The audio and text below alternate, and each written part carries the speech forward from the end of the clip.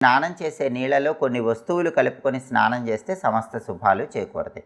కొన్ని పదార్థాలు స్నానం చేసే నీళ్ళలో కలుపుకొని మీరు రోజు స్నానం చేస్తూ ఉంటే అద్భుత విజయాలు లభిస్తాయి.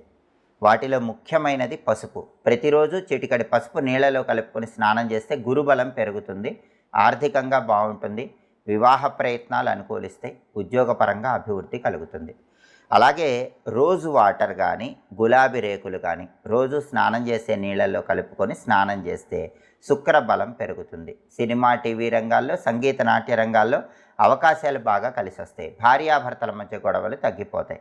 కుటుంబంలో విభేదాలు తొలగిపోవాలంటే కొద్దిగా రోజు వాటర్ నీళ్ళల్లో కలుపుకొని స్నానం చేయండి, లేదా గులాబీ రేకులు కొన్ని నీళ్ళల్లో కలుపుకొని రోజు ఆ నీళ్ళతో స్నానం చేయండి. దీనివల్ల ఆదాయ మార్గాలు పెరుగుతాయి, ఆకస్మిక ధనప్రాప్తి యోగం కూడా కలుగుతుంది.